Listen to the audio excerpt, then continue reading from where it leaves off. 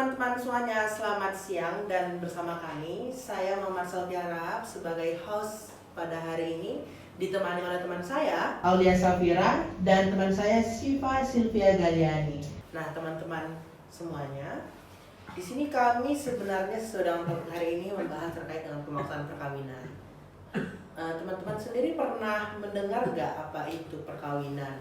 Dan apakah memang teman-teman ini di lingkungan sekitarnya pernah kayak melihat suatu prosesi perkawinan atau bagaimana? Nah, sebenarnya menurut peraturan perundang-undangan Indonesia, perkawinan sendiri diatur di Undang-Undang Nomor 1 Tahun 1974 tentang perkawinan. Nah, jika kita lihat secara rigid pada pasal 1 disebutkan bahwa perkawinan ialah ikatan lahir batin antara seorang pria dengan seorang wanita sebagai suami istri dengan tujuan membentuk keluarga atau rumah tangga yang bahagia dan kekal bersama ketuhanan Yang Maha Esa. Nah, di sini kita bisa melihat secara gramatikal bahwa sebenarnya perkawinan di Indonesia dianggap sebagai hubungan keperdataan yang mengikat suami dan istri, sehingga mereka berkewajiban untuk melaksanakan kewajiban perdata mereka masing-masing dan saling mengikat dan menjalankan ikatan batin di dalam perkawinan. Nah, namun jika kita lihat pada data yang kami peroleh dari putusan Mahkamah Agung dari tahun 2018 sampai tahun 2022, ternyata perkawinan yang dilaksanakan di Indonesia tidaklah serta-merta mengikuti ketentuan dari pasal 1 tadi. Karena bisa kita lihat terdapat 213 kasus pernikahan atau perkawinan yang bermasalah dan akhirnya 119 perkara tersebut diputus dengan perceraian oleh pengadilan agama. Nah, di sini kita bisa melihat bahwa sebenarnya perkawinan tidak dilaksanakan secara koheren ya, secara konsekuen berdasarkan pasal tersebut. Nah, dan kami melihat bahwa faktor-faktor perkawinan yang akhirnya berujung dalam perceraian ini ternyata diakibatkan oleh pemaksaan perkawinan yang dilakukan oleh mungkin orang tuanya atau pihak ketiga atau bahkan dari pelaku pemerkosaan sendiri terhadap korban yang mengikatkan diri dalam perkawinan. Nah, sebelum semakin jauh, maka di sini saya akan mengajak beberapa teman saya. Di sini ada 2 teman saya yang juga akan ikut bersama kita bersama membahas terkait dengan pemaksaan perkawinan di Indonesia. Nah, halo, selamat siang kepada Syifa. Di sini saya bersama Syifa akan membahas terkait dengan perkawinan dari segi keperdataan terlebih dahulu. Nah, untuk Syifa sendiri sebelumnya kabarnya sehat? Sehat. Oke, siap untuk memberikan insight kepada kita semua ya terkait dengan pemaksaan perkawinan pada hari ini. Oke, kepada Syifa sendiri boleh nggak menjelaskan sebenarnya bagaimana sih perkawinan itu diatur di Indonesia dan bagaimana sebenarnya perkawinan itu dianggap sebagai hubungan keperdataan? Ya, jadi tadi seperti yang udah Safi katakan ya teman-teman, kita semuanya itu merujuk kepada Undang-Undang Nomor 1 Tahun 1974, Junto Undang-Undang Nomor 16 di tahun 2019, di mana undang-undang pernikahan itu dikatakan bahwa merupakan hubungan lahir dan batin antara laki-laki dan perempuan, itu menjadi hubungan sebagai suami istri. Nah, mengapa dikatakan bahwa di dalamnya itu terdapat sebuah unsur keperdataan?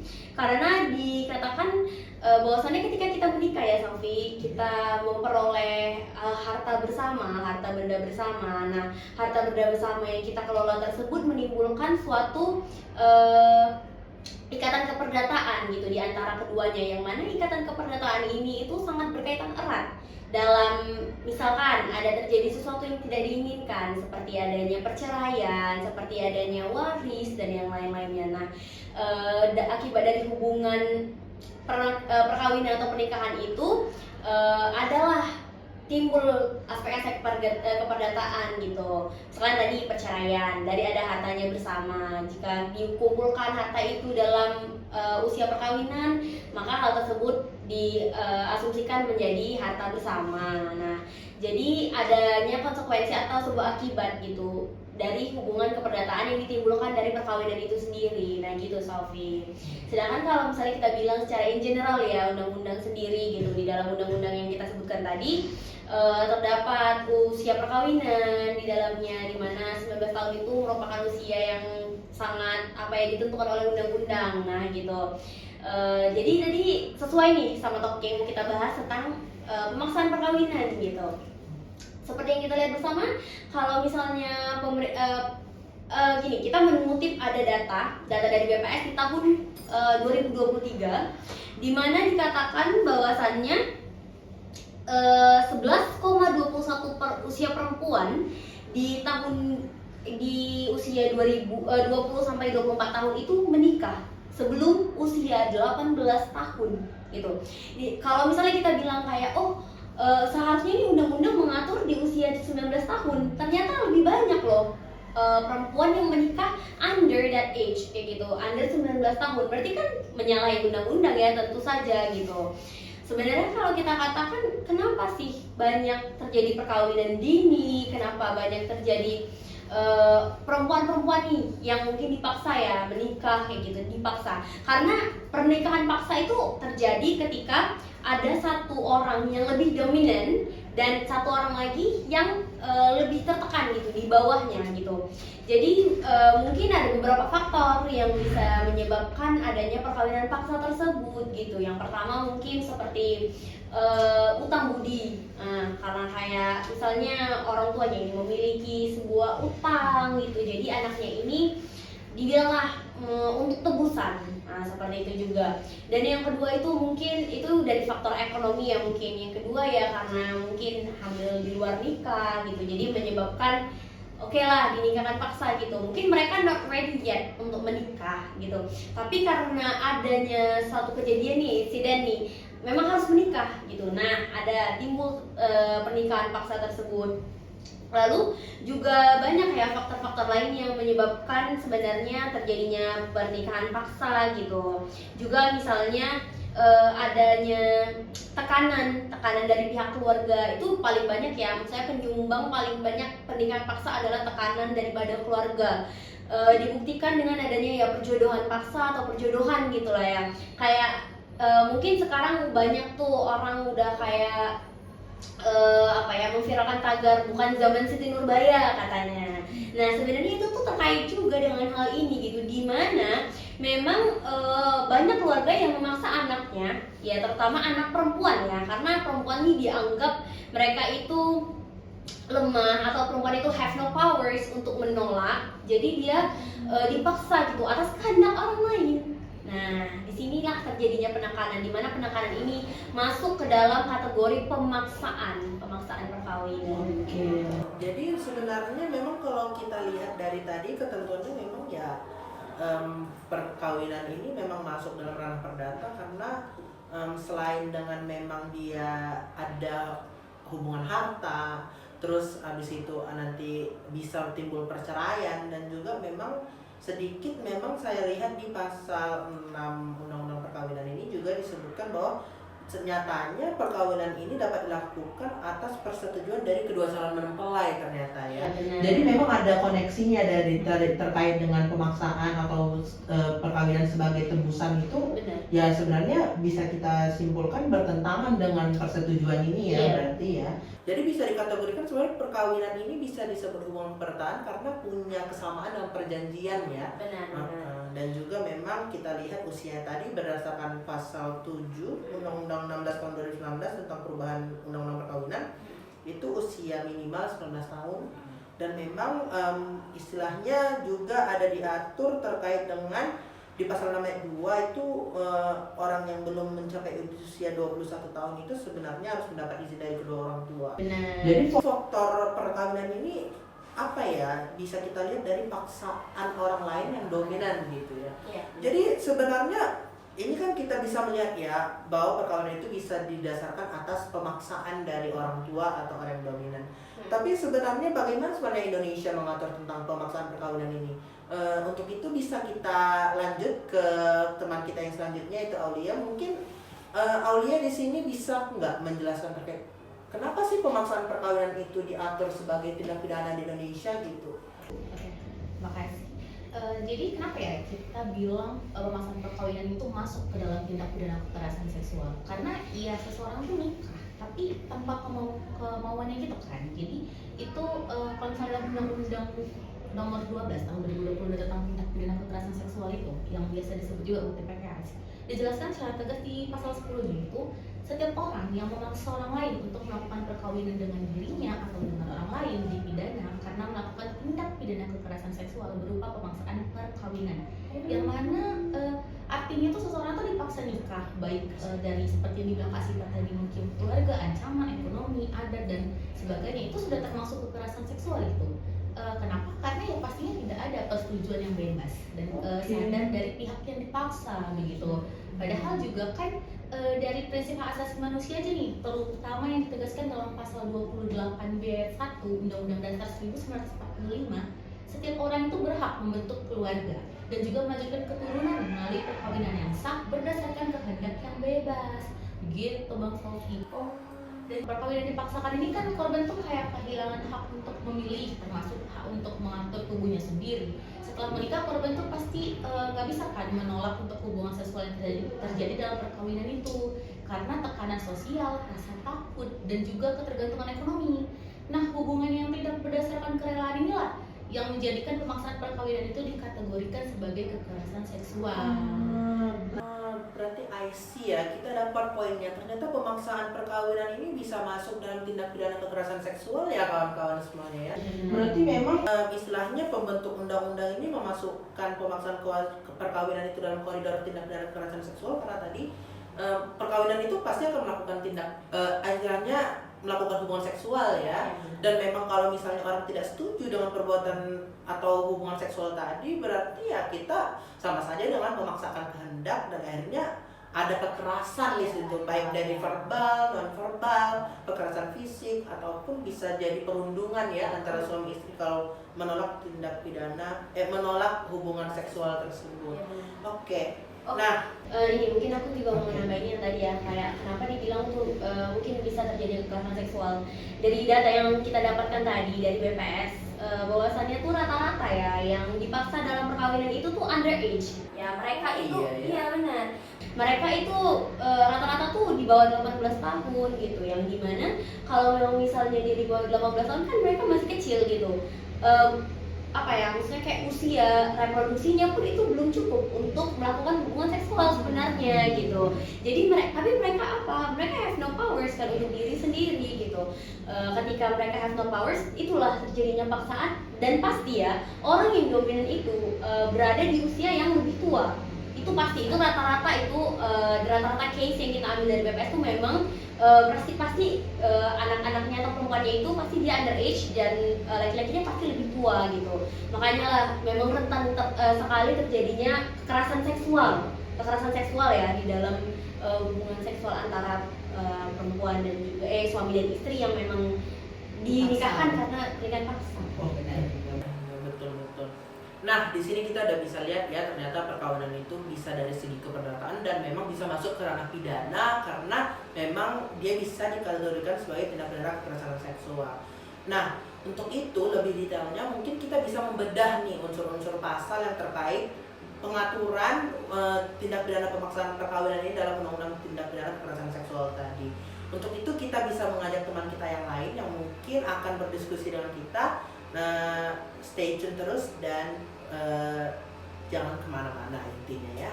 Baik, terima kasih. Terima kasih.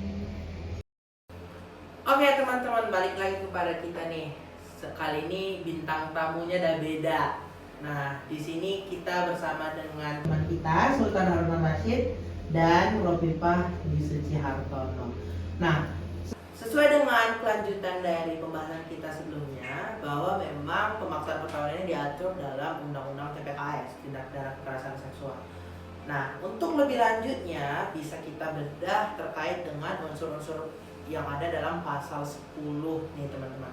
Tapi istilahnya lebih bagusnya untuk dijelaskan oleh teman kita yang ada di sini. Mungkin kepada Ropipah, bisa nggak dijelaskan gimana sih sebenarnya pengaturan pemaksaan perkawinan dalam Undang-Undang TPKS?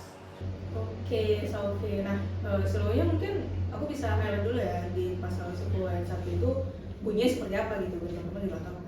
Nah, pasal 10 ayat 1 itu menyatakan bahwa setiap orang secara melawan hukum memaksa menempatkan seseorang di bawah kekuasaannya atau orang lain atau menyalahgunakan kekuasaannya untuk melakukan atau membiarkan dilakukan perkawinan dengannya atau dengan orang lain dipidana karena pemaksaan perkawinan dengan pidana penjara paling lama 9 tahun dan atau pidana denda paling banyak 200 juta rupiah. Nah, dari pasal ini sendiri sebenarnya bisa kita highlight secara langsung begitu, terutama di bagian memaksa menempatkan seseorang di bawah kekuasaannya atau orang lain atau menyalahgunakan kekuasaannya. Nah, hal ini tuh menyatakan bahwa itu suatu perbuatan pidananya, tindakannya, aktus reusnya, termasuk unsur yang pertama. Kemudian yang kedua adalah unsur kesalahannya, yaitu berada pada bagian melakukan atau membiarkan dilakukannya perkawinan dengannya atau dengan orang lain. Itu berarti pemaksaan perkawinan ini bisa dikenakan kepada orang yang memaksa seseorang untuk menikah dengannya, atau bisa juga membiarkan ketika pemaksaan perkawinan itu terjadi begitu. Misalnya ada suatu tindakan pemaksaan perkawinan kemudian dia membiarkannya saja, maka itu juga bisa termasuk ke dalam unsur pemaksaan perkawinan itu sendiri. Kemudian jika dikatakan unsur secara umumnya, secara umum pidana seperti subjek itu ada di kata pertama yaitu setiap orang. Kemudian dari objeknya yaitu atas hak dan kebebasan memilih untuk melakukan perkawinan gitu. Karena pada dasarnya ya pemaksaan perkawinan ini berkaitan erat dengan HAM yang melekat pada manusia itu sendiri begitu Sofi. Oke, berarti bisa kita bedah lah ya antara pasal 10 ayat 1 ini ada subjeknya itu setiap orang, terus adanya actus reus atau bagaimana sebenarnya pemaksaan perkawinan itu dilakukan dengan memaksa, menempatkan dan lain sebagainya. Terus juga ini ada unsur kesalahannya ya, berarti pertanggungjawaban pidana bisa kita lihat apakah memang pemaksaan perkawinan yang dilakukan oleh orang yang memang mau menikah atau berkawin dengan korban, atau memang ada nih orang lain yang ternyata mengetahui nih perkawinan ini dilakukan dengan cara pemaksaan, tapi dia bodoh amat gitu istilah bahasanya ya, dia membiarkannya aja gitu. Berarti memang bisa kita simpulkan pemaksaan perkawinan ini bukan sebagai istilahnya tindak pidana yang dilakukan dengan kesengajaan aja berarti ya, dengan dolus saja, berarti bisa juga dengan kealpaan gitu. Nah, terus aku nih lihat nih ada unsur secara melawan hukum. Berarti memang sebenarnya pemaksaan perkawinan ini berdasarkan tadi dengan hak atas kebebasan untuk untuk berkeluarga seperti yang di-highlight oleh teman kita Aul tadi terkait dengan pasal 28B Undang-Undang Dasar, itu menyatakan bahwa memang perkawinan ini adalah hak asasi, sehingga memang jika dilakukan dengan pemaksaan berarti bertentangan dengan hak. Dan kalau menurut Mulyadno bertentangan dengan hak asasi berarti melawan hukum. Oke. Nah, selanjutnya bisa dilihat ya, ternyata pasal 10 ini juga menjelaskan terkait dengan jenis-jenis pemaksaan perkawinan. Nah, ada perkawinan anak, perkawinan dengan mengatasnamakan praktik budaya, dan pemaksaan perkawinan korban dengan pelaku pemerkosaan.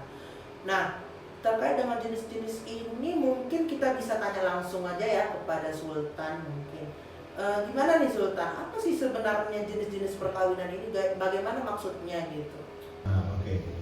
Jadi ini masih dengan pasal yang sama ya, pasal 20. Khususnya itu di pasal 10 ya. Pasal 10 ayat 2 maksudnya. Nah, di Undang-Undang TPKS ini tuh ada tiga kategori di mana yang menjelaskan jenis-jenis dari pemaksaan perkawinan itu sendiri gitu. Yang pertama itu ada perkawinan anak, yang kedua pemaksaan perkawinan dengan mengatasnamakan praktik budaya, dan yang banyak kita temui itu pemaksaan perkawinan korban dengan pelaku pemerkosaan. Gitu. Nah, mungkin aku sedikit menjelaskan nih ya untuk yang perkawinan anak. Kenapa dikatakan pemaksaan perkawinan itu? Karena perkawinan anak ini perkawinan dilakukan terhadap anak di bawah umur, di mana dia itu kan nggak tahu apa-apa gitu kan. Terus dia tidak memenuhi syarat perkawinan sesuai undang-undang yang ada gitu. Nah, berdasarkan undang-undang perkawinan nih khususnya, di mana ada batas minimal untuk melakukan perkawinan gitu, yaitu 19 tahun untuk laki-laki dan perempuan gitu kan. Oke, sedikit koreksi mungkin untuk pasal 7 ayat 1 Undang-Undang Perkawinan 16 tahun 2019 mengatakan bahwa laki-laki dan perempuan itu minimal usianya 19 tahun ya. Nah, ya. Nah, ini tuh hal itu nggak bisa dilakukan gitu kan, apalagi kita harus mempertimbangkan kayak kesiapan fisiknya, terus mentalnya, psikologisnya gitu kan. Nah, di mana di masyarakat ini sering terjadi gitu kan, karena biasanya faktor ekonomi atau ada tradisi kan, atau untuk menutupi aib nih, misalnya ada kejadian kayak hamil di luar nikah atau dan lainnya. Nah, hal ini tuh bukan kayak semata-mata dibuat peraturannya itu kayak tanpa ada alasan gitu kan. Pasti karena ada dampaknya, kayak misalnya dia menghambat pendidikan si anak ini, terus ada resiko kesehatan kayak fisiknya atau kayak mana belum siap gitu kan, terus trauma psikologis, sama pastinya kemungkinan terjadi kayak ada kekerasan dalam rumah tangga gitu kan, kalau kita belum siap secara mental. Nah, terus untuk yang kedua nih, jenis yang kedua, pemaksaan perkawinan dengan mengatasnamakan praktik budaya. Nah, ini sering nih di masyarakat kita nih. Bener banget, bener. Nah, jadi kayak apa sih maksudnya ini kan? Jadi perkawinan ini tuh kayak dia dipaksakan dengan dalih atau semata-mata karena tradisi budaya di masyarakat tersebut gitu kan. Nah, menggunakan kata budaya atau adat ini tuh kayak nggak cocok lah untuk di undang-undang ini, dimana sebagai pembenaran itu kan nggak benar juga gitu kan, untuk seseorang menikah dipaksa karena atas nama tradisi atau budaya gitu kan. Nah, misalnya kayak banyak nih di daerah-daerah tertentu, kayak misalnya tradisi kawin gantung atau perjodohan paksa karena kayak untuk kastanya menyesuaikan atau menaikkan kasta. Kayak di Bali ya? Iya, Oke. ada juga kawin tangkap, baru tukar guling dan lainnya gitu kan. Nah, di Undang-Undang TPKS ini menegaskan kalau nggak ada itu alasan budaya atau tradisi untuk membenarkan adanya pemaksaan perkawinan gitu kan. Nah, selanjutnya yang ketiga yang kita banyak tahu, pemaksaan perkawinan karena adanya pemerkosaan gitu. Oke. Nah, biasanya ini tuh kayak menutupin aib keluarganya itu. Jadi karena udah misalnya hamil di luar nikah karena pemerkosaan, jadi pelakunya ini tuh dikawinkan dengan korbannya gitu. Ini juga sering ya kita jumpai ya kayak gini ya.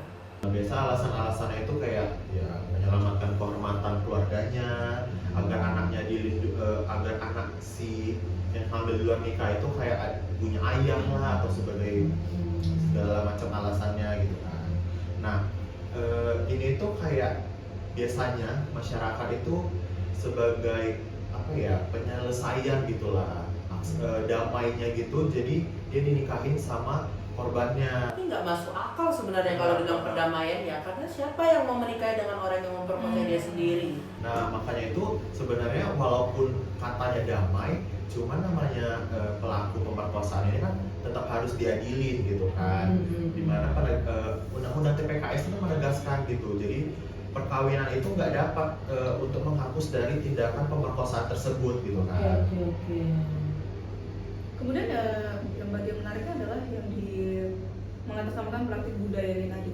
Karena kita tahu kalau Indonesia itu sangat lekat dengan hukum adatnya, Kearifan budayanya, lokal ya iya. berarti ya. Nah, ini menjadi suatu diskusi terkhusus begitu. Bukan berarti dengan hadirnya undang-undang TPKS ini adalah menggeser dari kebudayaan itu sendiri gitu. Berarti kalau dari Rofifa sendiri gini ya, kalau kita lihat dari ketentuan pasal 18B Undang-Undang Dasar, itu kan kita bisa lihat bahwa negara itu menjamin dan melindungi nilai kesatuan masyarakat adat, memelihara kearifan lokal. Nah, kalau dari Rofifa sendiri, bagaimana sebenarnya ketentuan dalam Undang-Undang TPKS ini dengan pemeliharaan kearifan lokal kita? Apakah itu masih bisa dipertahankan atau memang apakah memang Undang-Undang TPKS ini berusaha untuk melindungi hak asasi tapi dengan menepiskan perlindungan terhadap kesatuan adat tadi?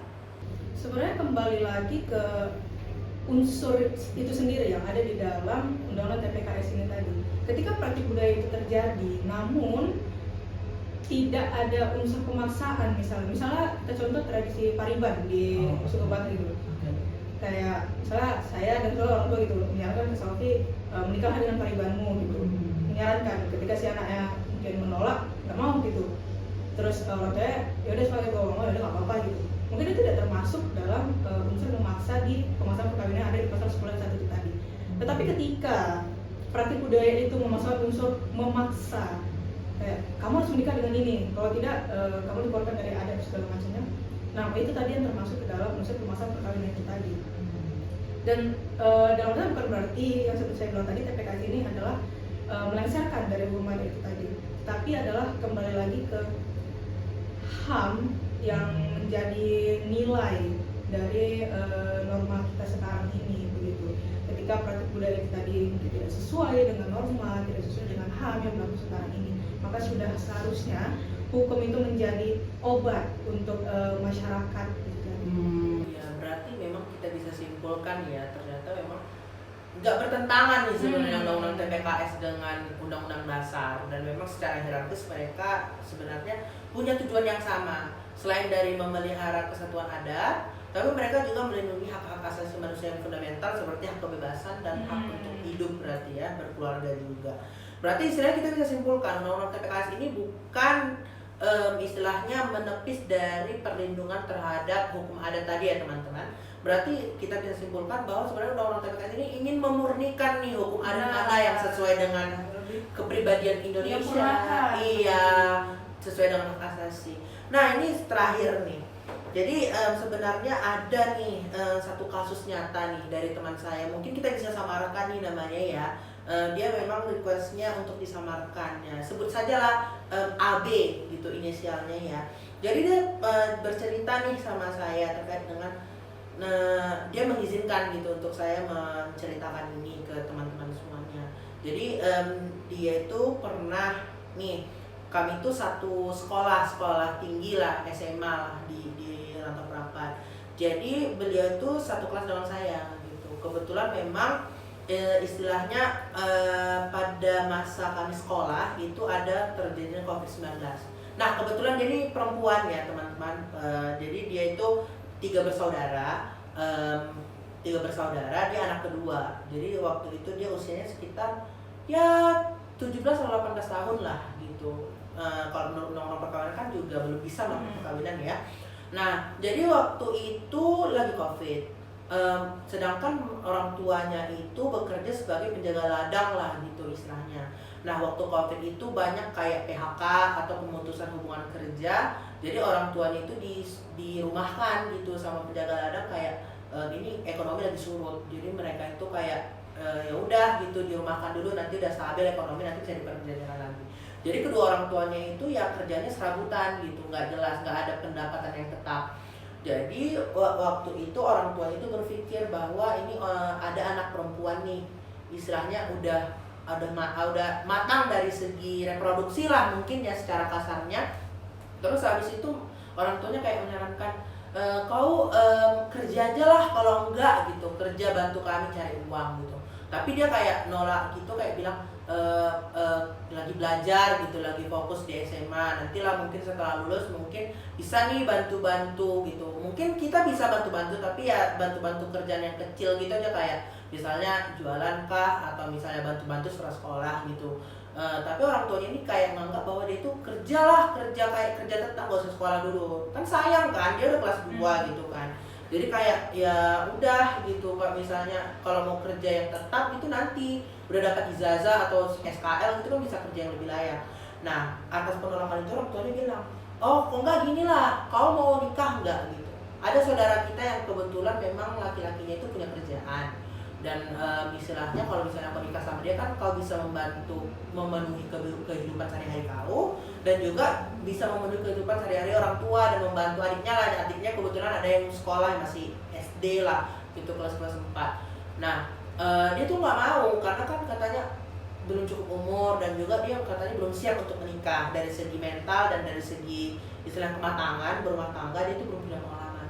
Tapi orang tuanya kayak tetap maksa, kayak kau kerja nggak mau gitu, masa kawin nggak mau, gampang gitu, tinggal kawin doang gitu. Misalnya nanti ya suamimu kerja gitu, nanti kau bisa bantu-bantu dia kayak atau apa, kau kan bisa mengurangi istilahnya apa namanya ya kehidupan apa ya, tanggungan orang tuanya, beban orang tuanya. Dia tuh nolak sebenarnya, kayak janganlah dulu, kita belum siap gitu. Dan kalau misalnya kita anak-anak nikah kan tadi sebenarnya resikonya tuh banyak gitu loh. Mulai dari misalnya belum nanti ada bisa kalau melahirkan nanti ada resiko baby blues, terus habis itu nanti belum tahu nih bagaimana caranya berkeluarga, belum matang secara mental, dan akhirnya nanti bisa berujung ke perceraian gitu kan. Tapi ya bagaimanapun orang tuanya tetap menekankan dan akhirnya dia menikah di tahun 2021. Dan sekarang dia itu udah punya 2 anak. Pertama itu lahir di tahun 2022 dan yang anak kedua itu tahun 2024. Dan sekarang memang ya dibilang makmur juga hidupnya enggak ya, karena laki-lakinya juga kerja di toko grosir gitu kayak jadi pengangkut barang gitu. Dan juga memang dibilang untuk mengangkat ekonomi keluarga pun ya pas-pasannya untuk orang itu. Jadi kayak istilahnya perkawinan yang tadi dianggap sebagai pemutus rantai masalah ekonomi ternyata bukan memecahkan masalah, tapi menambah masalah. Jadi untuk itu saya angkat di sini. Mungkin dari kawan-kawan semua, mungkin dari Ropipa terlebih dahulu, gimana sih menanggapi? Apakah itu bisa dimasukkan, dikategorikan sebagai pemaksaan perkawinan atau bagaimana? Menurut saya kalau ya seperti yang udah dijelaskan tadi dari awal juga, itu termasuk ke dalam unsur pemaksaan perkawinan itu sendiri. Karena dianggap apa ya, sudah menjadi pola pikir yang tertanam di beberapa kelompok masyarakat gitu, kalau menikah adalah solusi. Tapi sebenarnya pada kenyataannya tidak gitu. Nah, hadirnya undang-undang TPKS ini sendiri sebenarnya menjadi jawaban untuk masyarakat yang sebenarnya tidak terima atas tindakan pemaksaan perkawinan itu tadi gitu. Tapi ya hambatan-hambatan yang terjadi seperti kayak masih takut untuk melapor segala macam, karena memang pada kenyataannya tindakan pemaksaan perkawinan ini sendiri tidak banyak yang naik ke pengadilan begitu. Nah, mungkin karena rasa takut itu ya mungkin. Iya, Atau mungkin dia kayak aku masa melaporkan orang tua aku sendiri, mungkin kayak gitu. Paling penyelesaian itu malah tidak ke pidana tetapi ke perdata, ujungnya bercerai. Tapi ada kemungkinan kan kalau untuk menuntut, tergantung dengan memang keberanian ya. Ya balik lagi ke itu tadi faktor hambatan hati nurani dari anak itu sendiri, mungkin kayak masa ngelaporin orang tua gitu. Kalau berikutnya untuk Sultan nih, kalau misalnya kita kaitkan dengan golongan pemaksaan perkawinan dari pasal 10 ayat 2, bisa nggak sih case itu bisa disebut sebagai pemaksaan perkawinan pada anak? Berdasarkan dari cerita Saufi tadi ya, temannya tadi, saya setuju sih dengan apa yang dibilang Rafifa, apa yang dibilang Saufi.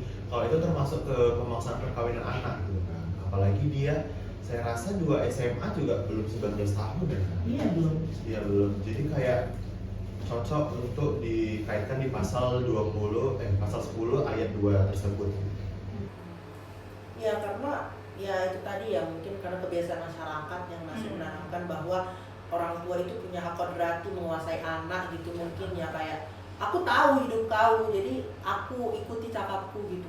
Tapi dengan adanya ketentuan undang-undang TPKS ini pasal 10 ini diharapkan untuk memutus dogma atau pemikiran yang jelek seperti itu ya gitu ya. Kita doakan saja. Mungkin untuk teman-teman di luar sana yang mungkin punya masalah serupa, mungkin pertama itu harus be brave ya, berani gitu untuk misalnya menindaklanjuti kesalahan atau perbuatan salah apa. Dan kedua, bisa misalnya kalau nggak berani mungkin laporkan ke tetua, orang tua, dan orang-orang apalah yang teman-teman rasa itu bisa mengayomi ataupun mendengar pendapat saudara gitu. Dan juga memang yang ketiga, kita sama-sama untuk mengedukasi masyarakat bersama agar pemaksaan perkawinan ini tidak dianggap sebagai hal yang lumrah lagi. Masa sekarang itu bukan seperti masanya Datuk Maringgi dengan Siti Nurbaya. Masa sekarang itu bagaimana sebenarnya seorang wanita sekalipun bisa menjadi presiden dan bahkan bisa menentukan pekerjaannya dan bahkan bisa kaya mungkin ya tanpa suami ya. Tapi ya mungkin kalau kita bisa bahas di sini, kita bisa mengedukasi bahwa perkawinan itu adalah hak setiap orang. Jadi tidak ada keharusan bagi orang siapapun, mau ikatan darah, mau ikatan bisnis dan lain sebagainya, itu memaksa kita untuk melakukan perbuatan yang tidak kita inginkan, termasuk perkawinan ini. Mungkin ini saja lah yang bisa kita bahas ya. Mungkin kita tutup daripada kepanjangan. Terima kasih yang telah menyimak diskusi kami pada siang hari ini, dan mohon maaf atas segala tutur katanya. Kami ucapkan selamat siang dan have a nice day. Klinik Pidana Fakultas Hukum UNSUR 2025. Your Your voice matter.